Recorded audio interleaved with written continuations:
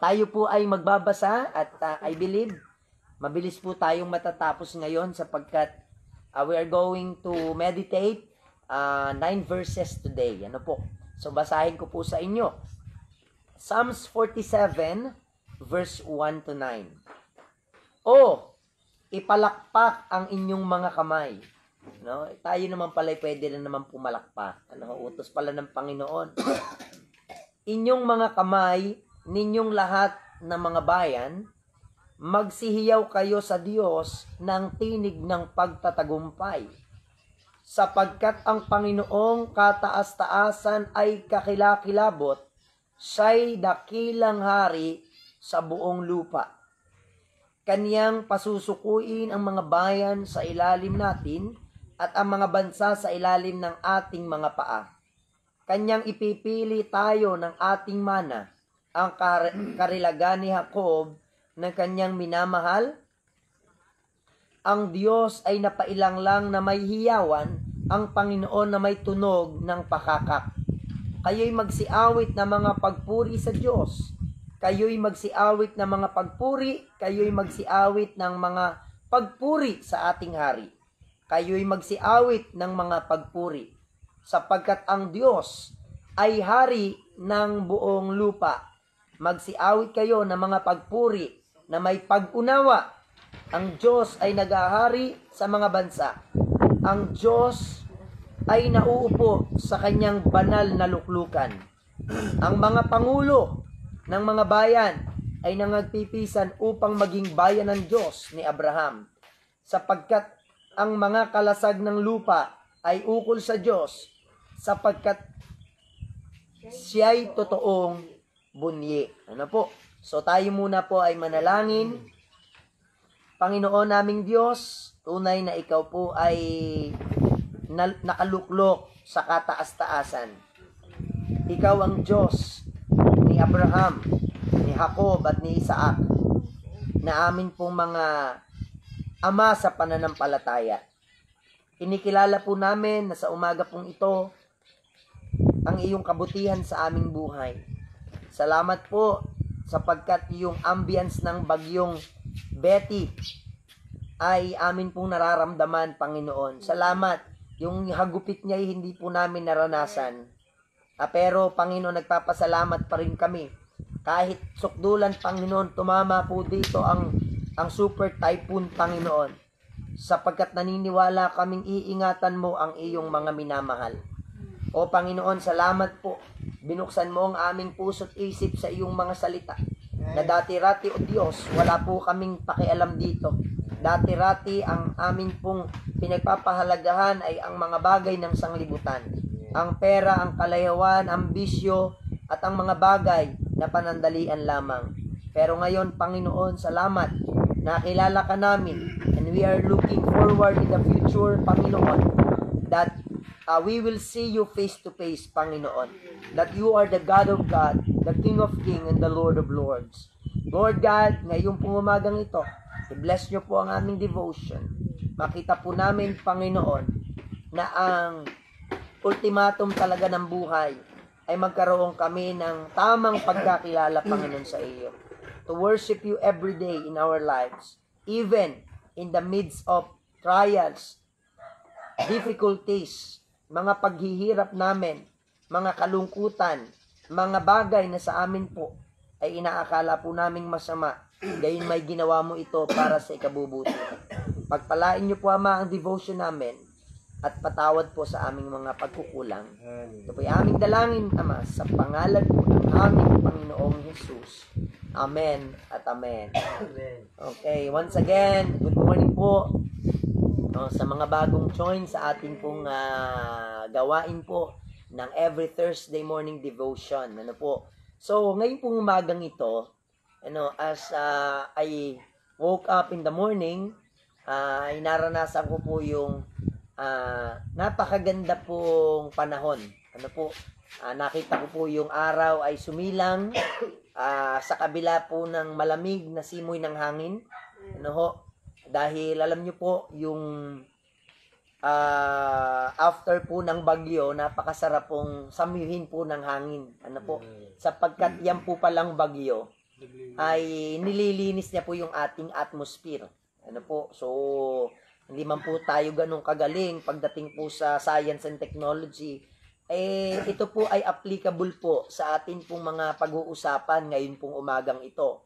Bakit ko po binuksan yung atin pong usapan doon sa bagay na kung saan ay ang Diyos po ay mabuti na sa kabila po ng mga bagyo, mga problema, ito man po ay physically, emotionally, ito po ay tayo ay nakakaranas ng mga pain, ano po, meron tayong kaunawaan na ang Diyos po ay nauupong hari. No? At nakakatuwa po na sa Bible po ay meron pong isang hari na pinoportray po ang ating Panginoong Jesucristo, which is si King Solomon. At before I start ng devotion dito po sa mga verses na ito, nung naging hari po si Solomon, wala po siyang ibang hiningi kundi ang karunungan. At bilang mga anak ng Diyos, God is teaching us na bago natin hingiin ang mga bagay-bagay sa mundong ito, ay magkaroon tayo ng karunungan.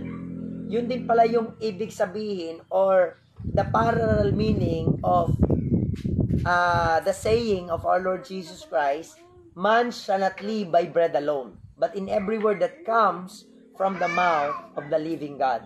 So, ang ibig sabihin po nun, yung ikaw pala ay napakasipag, maganda din naman. Pero kung wala ka namang karunungan, nag-iipon ka lang sa supot na may butas. Ano po, yan po yung buhay ng maraming tao na kung saan ay sila po'y nagsisikap, sila po ay nagpapakapagod, and they are ready to die para lamang po sa mga temporal na bagay.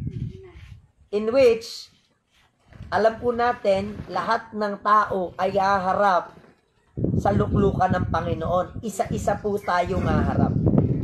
At alam nyo, ang pinakang matinding na sumpungan po natin, kahit po tayo humarap ngayon sa Diyos, tayo po ay may kaligtasan. Kaya alam nyo po, hindi na ho pinag-uusapan dito kapag tayo ay lumalago na sa Panginoon. Hindi na pinag-uusapan kung wala tayong pera, kung tayo po ay inaaway, hindi na po itong pinag-uusapan yun eh. Sa totoo na po, kapag lumalalim na tayo sa pananampalataya, tayo po ay mauupong panatag sapagkat alam natin na merong hari na hahatol ng matuwid. Ano po? So, minsan tayo po ay napapadaig. Bakit ba ganito? Lahat naman ay ginagawa ko na. Ako pa rin ang masama. Bakit ba ako'y inaaway nila? Wala naman akong ginagawang masama sa kanila. Di ba? Bakit? Bakit ang daming taong pwedeng magkaroon ng cancer? Bakit ako pa? Ano? Bakit sa daming pwedeng magkaroon ng sakit sa bagay, ako pa? Ako naman ay maninigarilyo lamang. Ano? Parang reklamo ka pa. Ano? Samantalang nung una pa man, alam mo yan. Tuloy ka pa sa paghit-hit. Di ba? Okay. So, makikita po natin sapagkat ito pong chapter na ito, it speaks about the majestic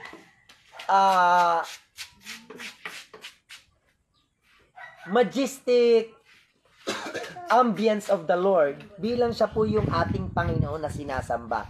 Kaya nga po mga kapatid, binabalanse po natin yung ating pong pananampalataya na tayo, kahit hindi na po maganda ang simbahan, ang mahalaga sa atin, tayo nagmamahalan. Pero kaganda nung maganda ng simbahan ay tayo nagmamahalan pa. Parang ganito, okay lang na tayo walang pera, ang mahalaga kasama natin ang Panginoon. Pero mas maganda yung kasama na natin ang Panginoon, meron pa tayong pera. Tama ba yun?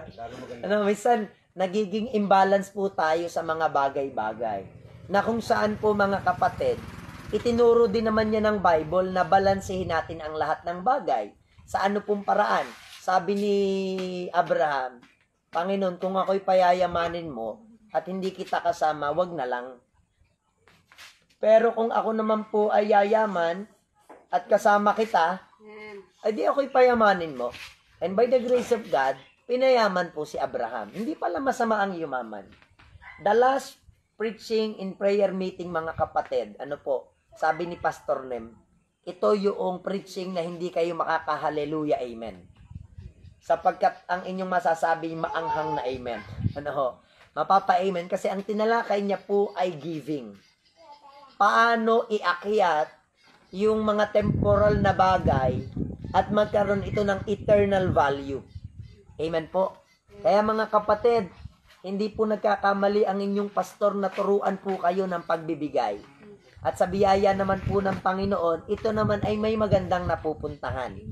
Hindi naman ho ako nabili ng aking chopper o ng sariling eroplano. Ano ho?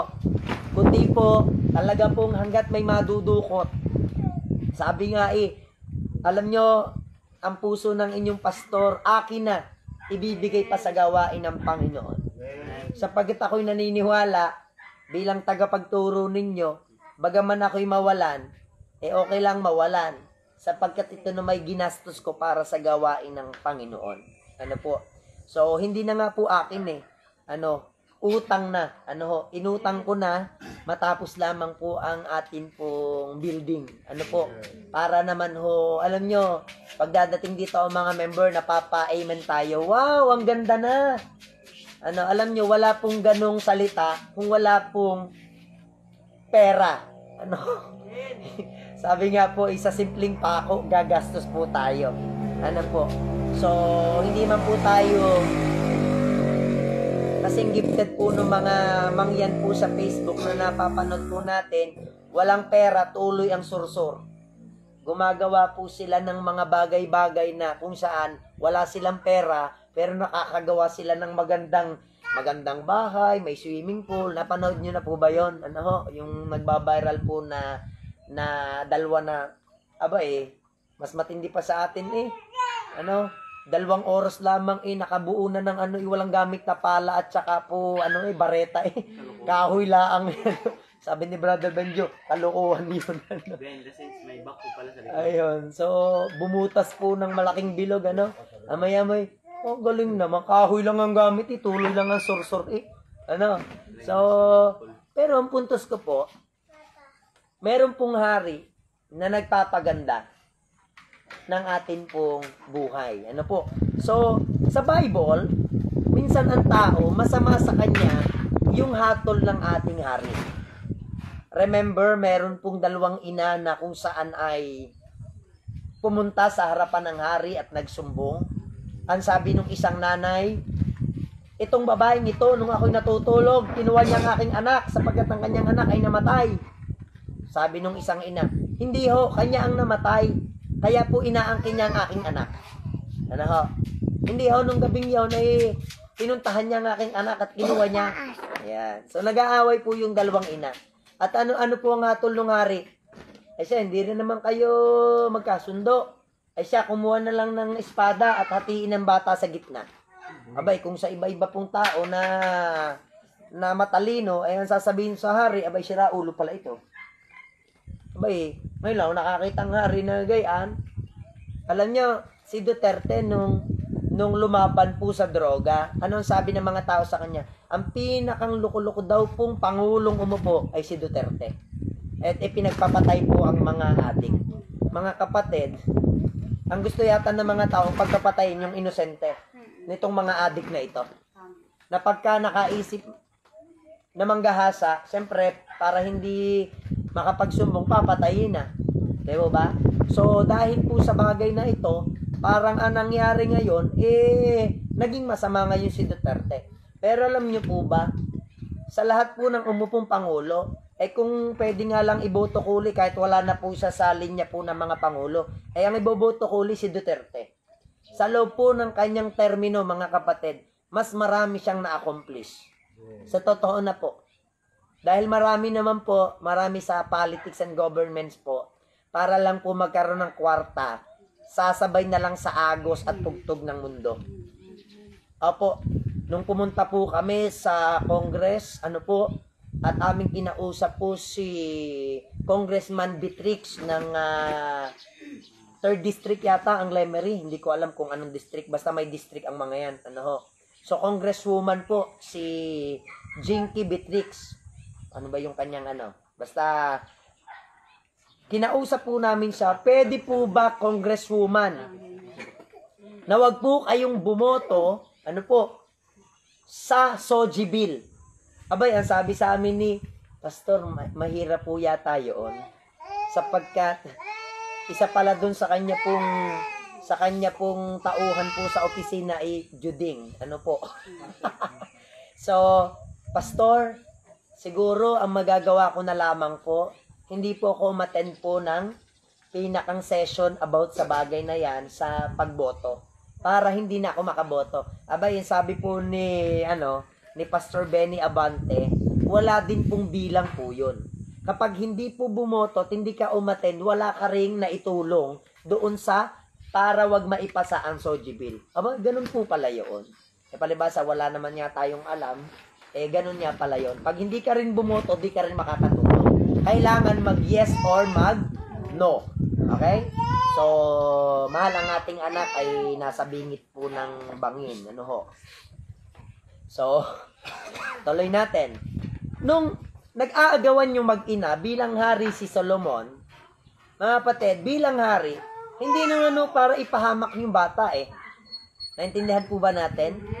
Hindi naman para ipahamak sapagkat sinusubok lamang kung itong nanay na ito ay anong gagawin. Sabi nung isang nanay, hayain na pong mapasa kanya ang aking anak. Wag lang po siyang mamatay. Sabi nung isang nanay, sige, patayin nyo, hatiin ninyo ang bata. Ang sabi ni Solomon, ibigay dito ang bata. Sapagkat walang tunay na ina na hayaan niyang mamatay ang kanyang sariling anak. Amen. Wala. Kaya nga nung Mother's Day, ako'y naniniwala, si Raulong nanay lamang, viral po ngayon, nanonood ako ng balita kahapon, after ko pong magsursur at maglinis-linis kagabi. Alas 10 na po ako naglilinis pa. Bakit? Kagalakan ko ho na gawin po yung bagay na yan. Nakakatuwa po. Ito pong babaeng ito, sabi ng Panginoon, nung ako po'y nagturo about Mother's Day, si Raulo lang talaga ang nanay na papatayin, ang kanya pong sariling anak. So, viral po yung batang itinapon sa kanal, sa Imbornal. Napanood nyo din ba yon? So, hindi pa, pero mapapanood nyo po yan. So, itinapon po sa Imbornal yung bata. So, pero yung kwento po natin sa Biblia, purihin ng Panginoon, kaya po ginawa yun ni Solomon, para malaman kung sino ang tunay na ina ng bata. Matalino talaga si Solomon. So mga kapatid, ito po, nung nagturo po ako ng cheerful giving, habang nakikinig ako kay Pastor Nem, hindi po ako nagkamali na ituro ang cheerful giving. Sapagkat ito ang tanging solusyon para ang mga mananampalataya po ay makalaya po sa tinatawag na financial disability. Na maranasan po natin yung mag-umpisa tayo sa good measure. Pagka tayo po ay nagtatapat na sa Panginoon, minsan wala pa rin tayo pero hindi tayo nagkukulang. Ang tawag doon ay good measure. Pero kapag ikay nagtuloy-tuloy, God is the King of Kings and the Lord of Lords. Kaya niya pong gawin yung hindi natin kayang isipin. Abay, oo nga naman Talaga nga namang ang Panginoon ni mabuti. Hanggang sa maranasan mo na yung press down state of life. Ano po yon? Yung dinadasik na ng Panginoon. Ano yung dinadasik na? Napapansin mo, dahil malaya ka sa pera, wala ka ng paglagyan ng gamit, bili ka ng bili sa SM. Wow! Amen? Saga natin ito yung paglalalagay. Tama po? Dinadasik. Ang kasunod po niyan mga kapatid po, shaken together.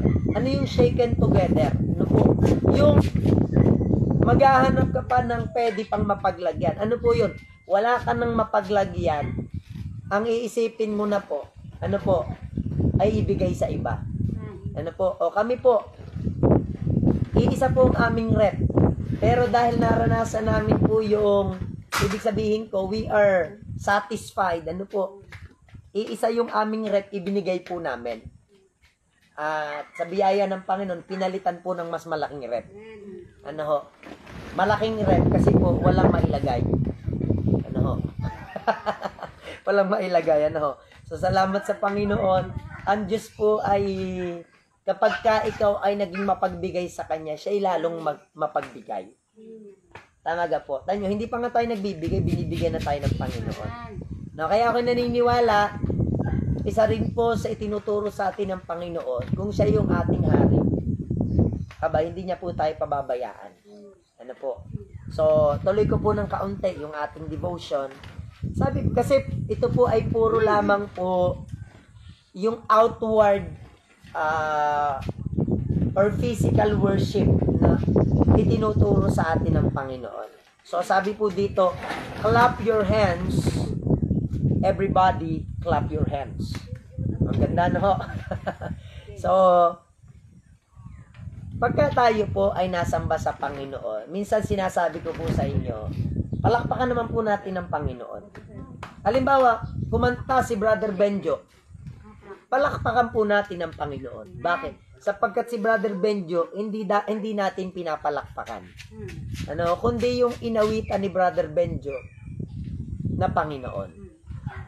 Yun yung pagkakaiba po sa pinupuri natin ang tao, sa pinupuri ang Panginoon. May kumanta sa special number, papalakpakan natin, hindi dahil nung kumanta, kundi dahil ng Panginoon na inawitan nung kumanta. So, minsan kasi, nanganap na po ng tao entertainment, ang galing ganun. Hindi, dapat ang ating palakpakan ay ang Panginoon. Okay, gaya niyan, meron tayong mga soloist sa church. So, madadagdagan yata dahil si RG, soloist din ito. Kahapon ay kumakanta siya mag-isa. So, soloist. Mahilig siya mag-video okay ng mga Christian song. So, kahit po masamang speaker yung gamit niya, sabi ko, isang araw ay sasabayan natin yung pistahan ng video okayhan din dito.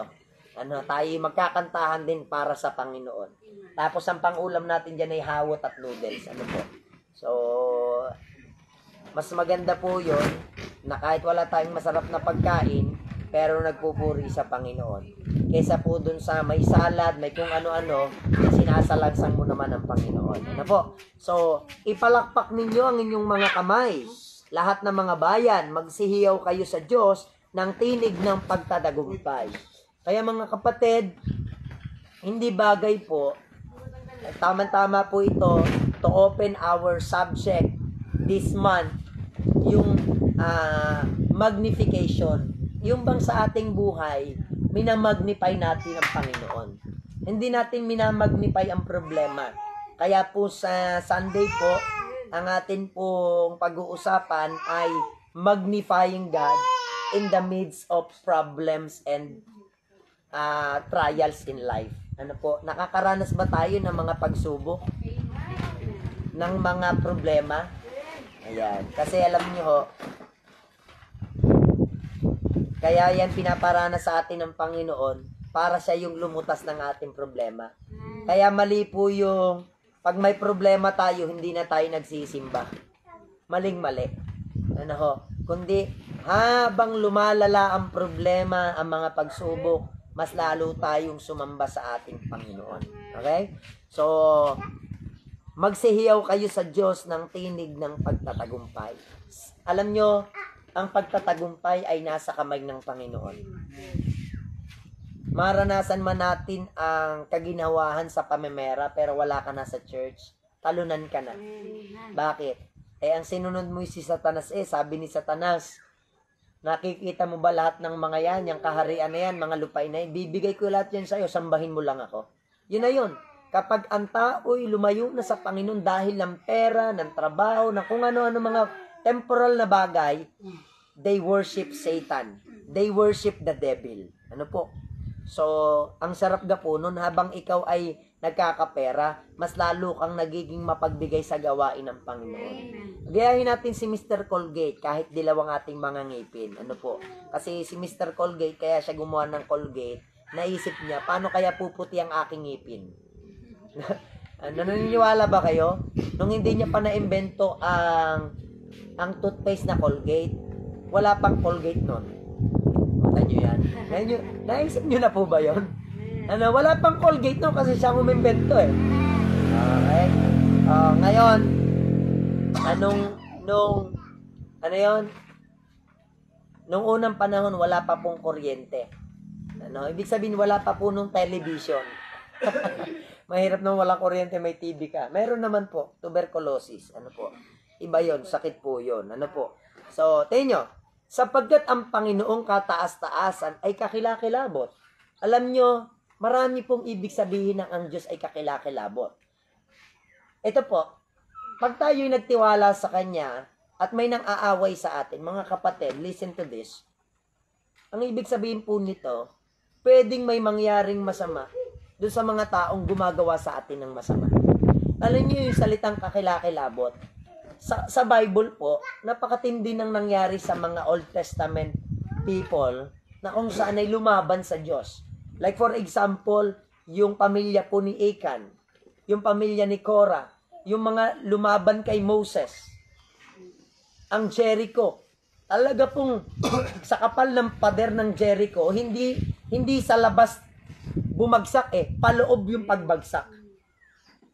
Ay kayo ba'y naniniwala, dinisenyo yung Jericho wall, hindi para bagsakan sila. Kundi kung yun may babagsak, palabas. Pero mga kapatid, kakilakilabot ang Panginoon. Parang si Goliath, tinamaan po ng bato sa noo, sabi po. Pero imbis na patalikod ang tumba, sa pelikula kasing napanood ko, abay, pahiga ang tumba. Mali. Sa Bible po, padapa ang tumba. Bakit? Hindi po si David kasi ang pumatay kay Goliath. Diyos ang pumatay kay Goliath. Naintindihan niyo po?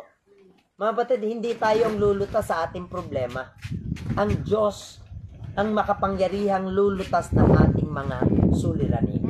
Ano po? Kaya excited na po ako na ituro po sa linggo. Ano po? Na anuman ang problema mo sa iyong buhay, nakakalungkot nga lamang, ang Diyos ay ating inilalagay sa ating likuran. Ano po? Kaya nakita ko din naman, pagka tayo lumalago na sa pananampalataya, hindi po tayo natitinag ng mga problema. Kaya yung mga madaling mawala, wala pa. Wala pang tibay. No, kumbaga sa puste, ang kanyang pagkapuste ay kawayan. Lapok pa ang itinayo. Pero yung mga mananampalataya po na hindi na nagigiba, abay, ang bakal po palang nakalagay 24 mm. Ano, skyway na po ang kanyang poste. Ano, yung mga poste nun talagang matitibay, brother na ano po. Pero mga kapatid, isang bagay po na dapat nating matutunan, makita nating ang Diyos ay kakilakilabot at siya'y dakilang hari sa buong lupa.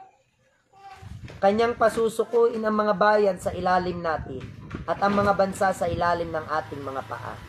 Kanyang ipipili tayo ng ating mana. Tingin niyo po.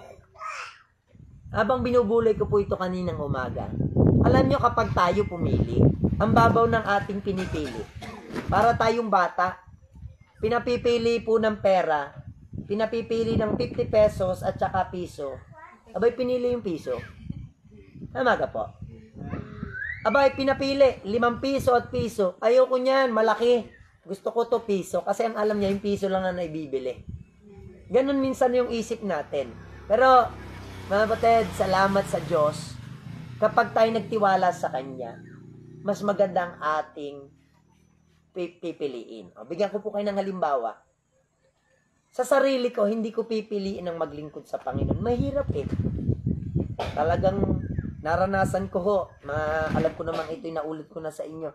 Maranasan ko po na yung isang sardinas, masaya na po akong pagkasyahin ng umaga, tanghalian, hapunan. Abay, nung hapunan, nakakainin ko, panis na. Binuksan ko mga alas 8 ng umaga. Abay, nung mga part po ng ay kakagaling nito. 1 taon sa lata, binuksan ko, maghapon lang, napanis na. Naisip nyo ba yun? Mira, 2 taon sa lata, hindi na napapanis. Ano katindi yan? Sa mga kapatid, mahirap, pero mga kapatid, ito naman po yung kapalit. Hindi ko akakalain na ganito po yung mangyayari sa buhay ko. Ito po ba'y naisip ko?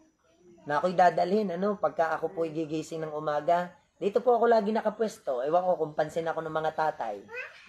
Dito ako nakapwesto, tinitingnan ko yung dagat, yung bundok ng Mabini. Ako'y nagmumuni-muni. Sabi ko, Panginoon, dati kami tiis-tiis na po dun sa applyan na pag umulan po sigurado nang magsasalok na kami ng tubig. Pag umulan ng malakas po doon, yung upuan po namin ng mga benches ay ginagawa naming tulay papunta ng CR. Sa mga wala nakapunta doon sa Aplaya Opo. Pero Sister Annelyn, yan, katulong namin yung mag-ayos nung basurahan at drug den po ng mga taga Tabangaw Aplaya. At marami po kaming nakitang mga nakabilot po na mga foil doon po sa CR. Na kung saan ay yung bowl ay talagang pag tiningnan mo ay parang may multo. Sa dumi, ang basura po'y halos mas makapal, mas mataas pa sa tuhod naming nilinis namin at ginawang simbahan. Grabe. Pero dahil nga nagtiis, nagpatuloy, God is very good sa aming buhay. At utay-utay po sa biyaya ng Panginoon, wala man po sa plano, pero yung amin pong bahay ay utay-utay na pong nagiging bato. Na nadadampian po ng pagpapaganda ng simbahan. So, kaya sa mga available po diyan, at dun sa mga may budget pa po, na pwede pa pong kulang lang po tayo ng buhangin. Kung meron po kayo diyang buhangin sa inyo, pwede nyo pong i-donate sa gawain ng Panginoon. So, salamat sa Panginoon. Itong si Brother Benjo, wag lang itong titigil. May nakahandang mas maganda para sa iyo. Ay yung aking mga ka-worker na wala na po ngayon, hanggang ngayon po, naghahanap buhay kulang pa sa kanila. Si Pastor po, one day millionaire. Gagananaw. Kahapon po, inimano sa pag-ano, hawak ko pong pera kahapon ay 9,000. Ngayon po ay wala na pong 1,000. Parang yung mag-ama na inutusan po yung kanyang anak. Anak, baba ka, bayan. Benta mo kambing. Tatay, magkano benta ko kambing? Basta 5,000, ayos na yan. Bumaba, tinawaran. Magkano yan? 1,000. 1,000 sa Bisaya. 900. Ay, dili. 800. Ay, 900 nga, dili. 800 pa. Dili mo kumauto. Kalahating libo. Sige. Basta may libo Basta may libo. Kalahating libo. Binigyan ng 500. Uwi sa bahay. Magkano na benta mo? Kalahating libo. Binatukan yung anak. Sabi ko, basta may libo. Ay, basta may libo yun nga lang, kalahating libo. Sa mga batid, maging matalino lang tayo. Ito nakita ko. Kapag malapit tayo sa hari, nung nakita ni Reyna Sheba, ang mga alipin po ni Solomon, siya po ay halos mahimatay, na ang mga alipin po niya, ang gaganda ng bihis. Mga batid, tayo man po'y alipin ng Panginoon, pero hindi po tayo magiging dugyot. Ako'y excited na po. Iniisip-isip ko sa anniversary. Pagka hindi pasaway ang member, Pamira, mga naka-royal blue. Alam niyo po sa Bible, ang royal blue po isa po sa kulay ng mga mayayaman. Kaya nga royal hindi Sprite. Pag sinabing royal, royalty, ito'y may mga patid, mahirap na nga tayo magdadamit pa ng basa. Alam nyo, sa Bible, ang papangit po ng papangit ang damit, yung maglalasing. Magdadamit basahan Nabasa nyo po ba yon? Mga patid, pag tayo po ay nagpaalipin sa Panginoon, hindi niya tayo papapangitin. Pagagandahin niya tayo. Isang araw, makikita ko si Brother Benjo, nakabarong na rin. No, wag mong isipin yung nasa Ataol ha. Hindi naman no porke nakabarong ano. Naranasan ko po noon, ako po ay may special number at kumanta ako sa date nila Pastor Eloy nung amin silang senior prize kasi anniversary. Bay, sinabayin ba naman ako ng isang ka-worker ko kasi may pinasuot po sa akin kung saan na lang po kinuha ay barong. Ang laki sa akin, ang sabi po sa akin, kulang na lang ikabaong ah. Ay kung ay matitiso rin, nanabatukan ko ano. So pero salamat sa Panginoon dahil nalaman ko, hindi lang pala sinusuot ang barong pag namatay na. Nagdadamit tayo ng maganda dahil ito ay kalooban ng Panginoon. Ay sa school nga, si Sister Roda hanap ng maisusot ng kanyang anak ay para paganaman sa Panginoon. Ewan ko, kung naka-order na kayo sa Lazada, order na po kayo. Ng inyong mga dadamitin. Ano po? So, tayo nyo po. Ang Diyos ang pipili para sa atin. Ang Diyos ay napailang lang na may hiyawan, ang Panginoon na may tunog ng pakaka. Kayo'y magsiawit ng mga pagpuri sa Diyos. Kayo'y magsiawit ng mga pagpuri. Kayo'y magsiawit ng mga pagpuri sa ating hari. Kayo'y magsiawit ng mga pagpuri, sapagkat ang Diyos ay hari ng buong lupa.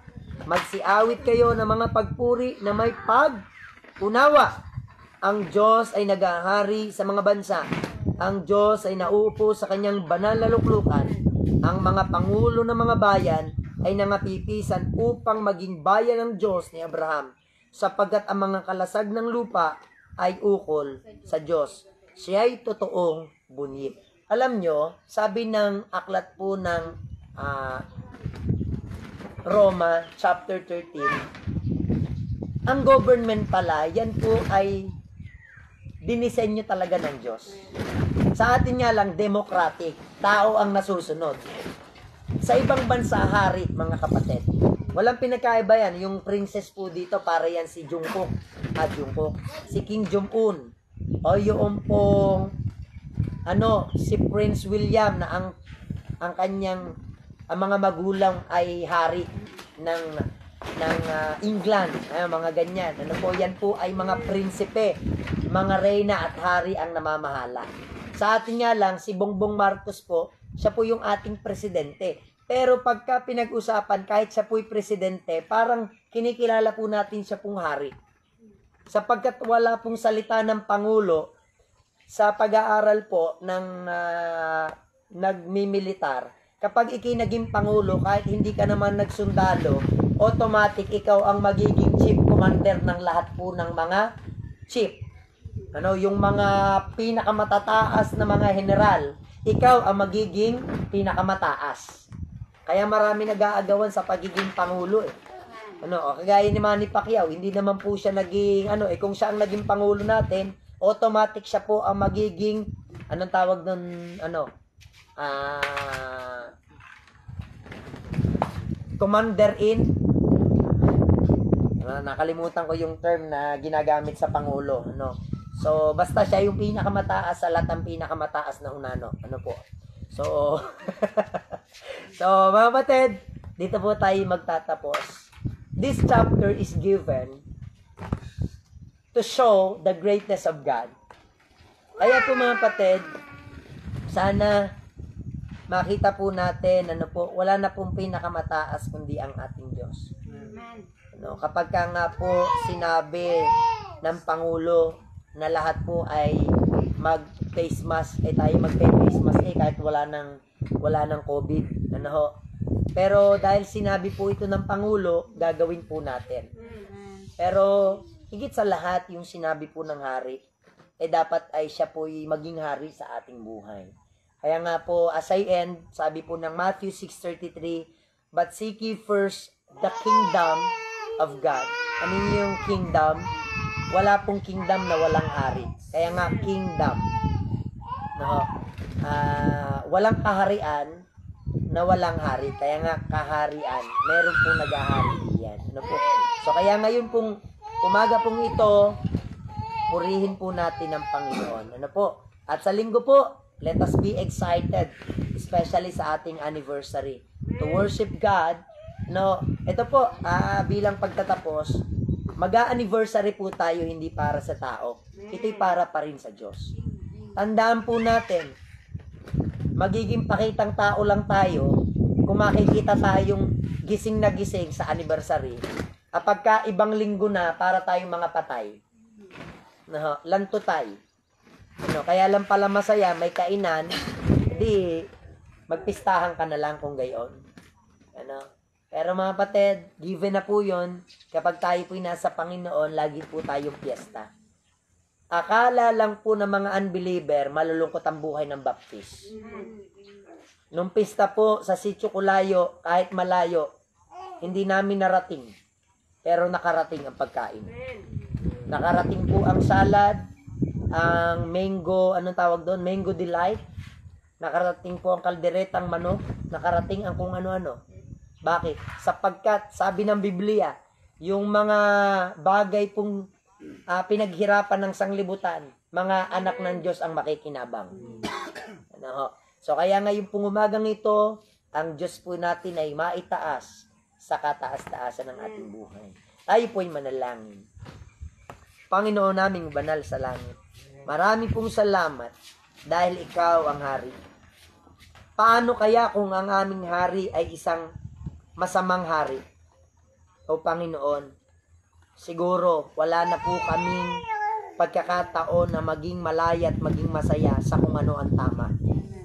Katulad po ng North Korea, kilala po namin marahil ang Prime Minister ng North Korea na si Kim Jong-un, na doon po'y walang kalayaan ng tao. Nibawal po silang tumawag sa ibang bansa, Panginoon. Wala silang kalayaan. O Panginoon, salamat po. We have the liberty in our country. Malaya kaming makapagbasa ng iyong salita. Malaya po kaming makapag-share ng iyong mga salita. At higit sa lahat, Panginoon, wala pong pumipigil sa amin na sambahin ka bilang aming Diyos. At kung dumating man na kami pagbawalan, Panginoon, sana wag magbago ang aming paniniwala na wala kaming ibang hari na dapat luhuran. I remember si Joseph, nung siya po'y nakarating kay Paraon sa kaharian niya, hindi po siya lumuhod at hindi po siya hindi tumingin sa mata, kundi tiningnan niya sa mukha si Paraon bilang isang tao, ordinaryong tao. Pero Panginoon, iningatan mo pa rin si Joseph sapagkat siya po'y nagtiwala sa iyo. Kung sa iba-iba yun, Panginoon, patay na po siya sapagkat bawal po ang hindi lumuhod sa isang hari. O Panginoon Diyos, pagpalain niyo po ang aming pong devotion na ito. Salamat po, ang bagyong Mawar ay palayo na ng bansang Pilipinas. Pero Panginoon, dalangin ko po, sa loob po ng isang taon muli, nadadaan po ang maraming bagyo. 13 hanggang 16 na bagyo ang daraan. Panginoon, hindi naman mangyayari na wala na pong tatamang bagyo sa aming lugar. Meron at meron, Panginoon. Pero ang aming dalangin, kung tumama po ang bagyo sa aming lugar, isisigaw pa rin namin ang iyong kadakilaan sapagkat wala kang katulad. Ginagawa mo ang gusto mong gawin sapagkat meron kang gustong i-accomplish sa buhay ng bawat tao.